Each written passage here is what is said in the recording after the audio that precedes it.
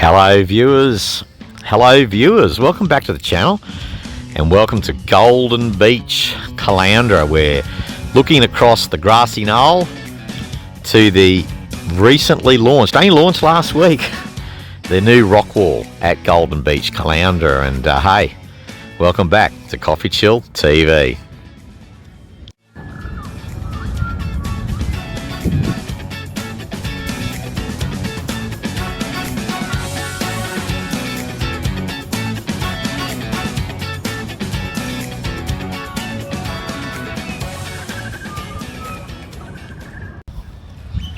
And folks, it's Monday morning. It's about 9:30.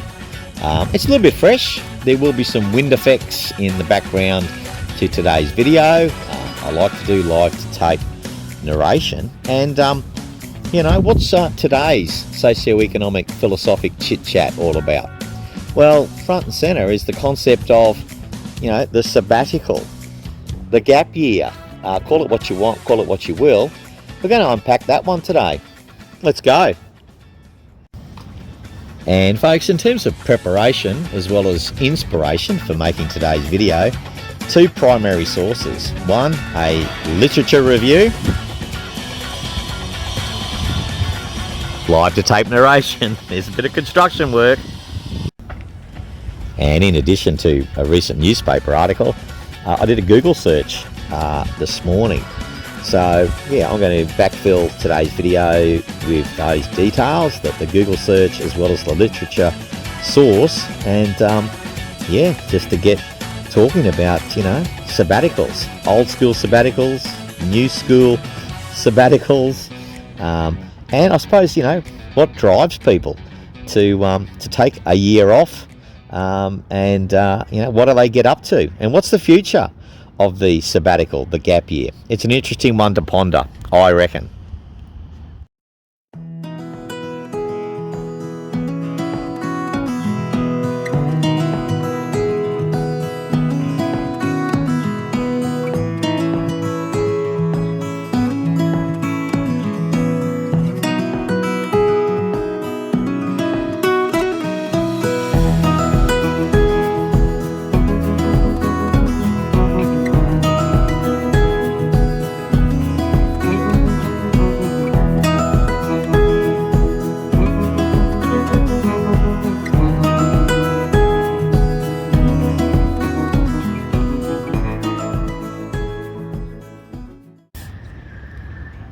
Voila.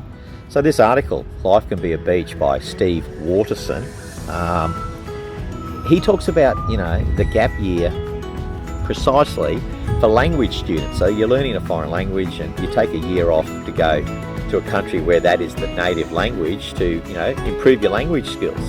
And that was very popular going back some time ago. But, you know, today I want to focus primarily on, I suppose, the reasons people take sabbatical leave, gap years, beyond the traditional, you know, go live in a country for a year to immerse yourself in the language. That still happens. But let's talk about, you know, the modern reasons that people take sabbaticals. So, okay, folks, according to Google search this morning, here's the most popular reasons that professionals take sabbatical leave. So let's run the tape.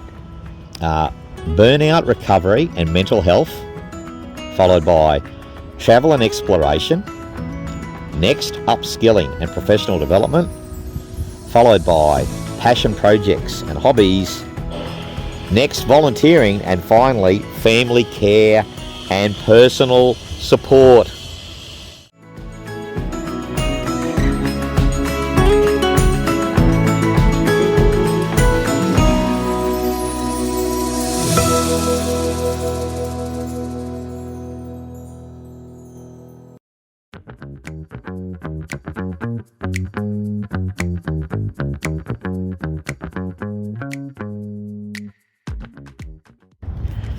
And folks, as the sun starts to come through, I'd add another couple, the two R's, retirement and redundancy.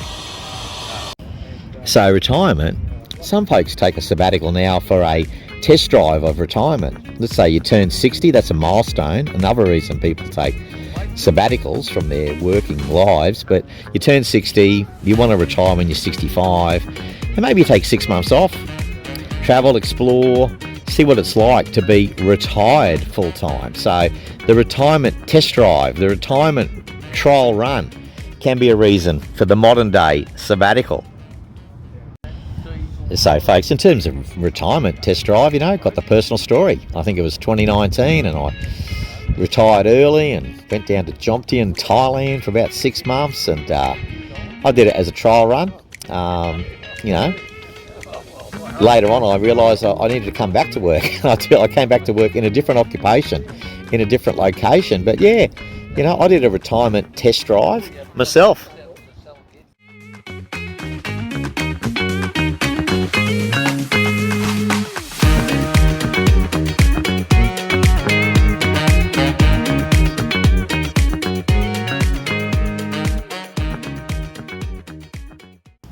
In terms of redundancies, look, redundancy is often when the decision is taken away from you. Could be a volunteer redundancy, but you're made redundant and you sort of reassess your life and you think, I need to go and recharge and boost up. I take 6 months off and explore, travel, do a home project, just refresh myself before I get back into full-time work. Redundancy can be a transition to retirement as well, of course, but yeah, look, redundancy can be a reason why people take a sabbatical as well.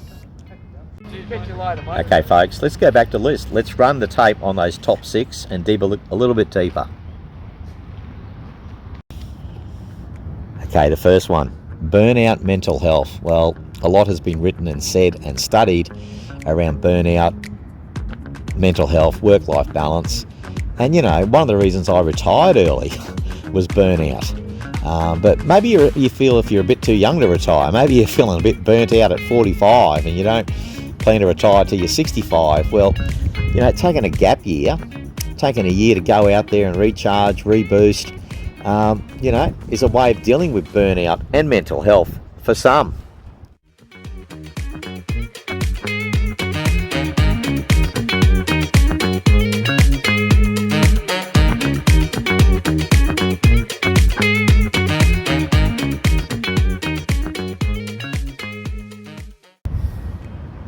The next one is travel and exploration, and yeah, look, that was a personal story for me. Between 1992 and 1994, I spent 2 years working and travelling abroad. I couldn't just take 6 months off from my job in Australia to go backpack around Africa.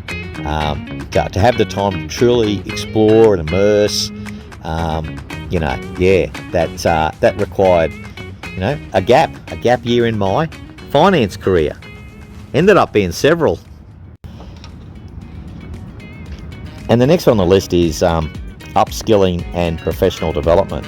So, I worked with a guy a few years ago, and he was in a sort of middle management position, and he took a year off to do the full-time MBA. So, maybe 2 steps backwards, but 4 steps forward in the future. For myself, after coming back from my travel and exploration workcation sabbatical, I spent a few years completing my Bachelor of Business as well. So that was kind of, taking time off to complete university qualifications, and just easier full-time than part-time in my experience. So the next one, in terms of those top half a dozen reasons why people take, career breaks, sabbaticals, gap years, according to Google this morning, passion projects and hobbies. It could be philanthropy, could be creativity, entrepreneurship, but those passion projects and hobbies, maybe they clash with your full-time work commitments.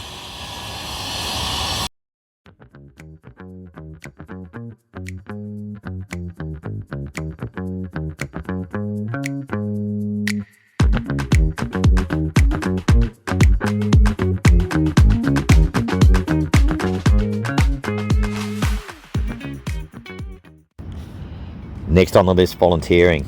And this is still popular today. People talk about volunteerism. So this is still popular today, and I'm going back to the 90s when I did a workcation sabbatical. At the time, people were doing, going to a kibbutz for a year was kind of, or 6 months was kind of popular. Your base costs are recovered. I mean, sometimes you get paid as well. These days, when I look at people, taking a year off or 6 months off to go volunteering, it seems that conservation projects and animal welfare projects seem to be more popular, and hey, that could be a driver, that passion project, those hobbies, full-time, even part-time work commitments can kind of get in the way of that. And doing it overseas, I suppose, adds an element of adventure to it as well.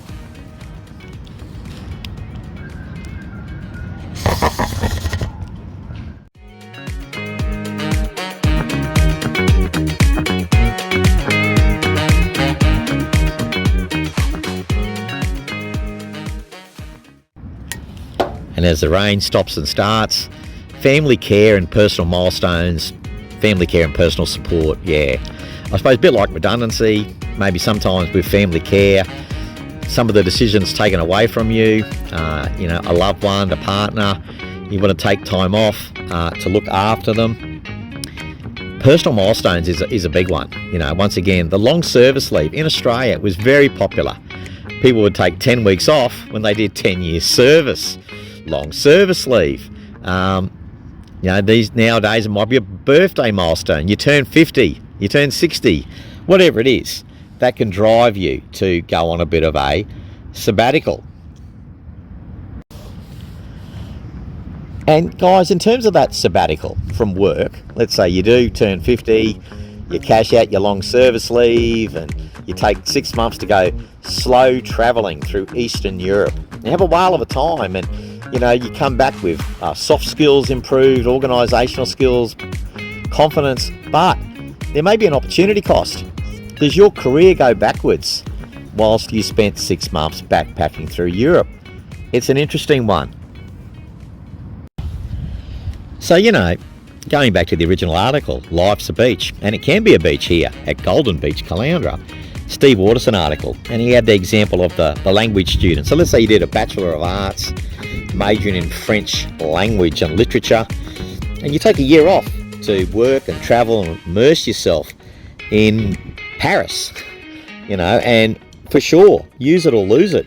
Your French language skills would no doubt improve by taking the gap year to improve your operational proficiency in the French language by spending a year in Paris. But there can be an opportunity cost in these situations. So let's say you do a Bachelor of Business Accounting and then you finish and you go backpacking for 6 months, a bit of a sabbatical, a gap year or a gap half year. There's an opportunity cost. You've acquired certain technical knowledge studying your accounting degree, but you're not using it straight away. So 6 to 12 months later, you come back and maybe you're competing with people who are fresh out of university, maybe your friends who graduated their accounting degree at the same time as you. Are they a year or two in front of you in terms of their career? So, the gap year, there's an opportunity cost. There's also a financial cost. We live in a world of complex global inflation. Who's paying for your gap year? Who's paying for your sabbatical? Now, the old school long service leave cash out, well, there you go. The source of funding, it's your long service leave. But you're fresh out of uni, in your 20s, how do you pay for that slow travel? That's an interesting one too, isn't it?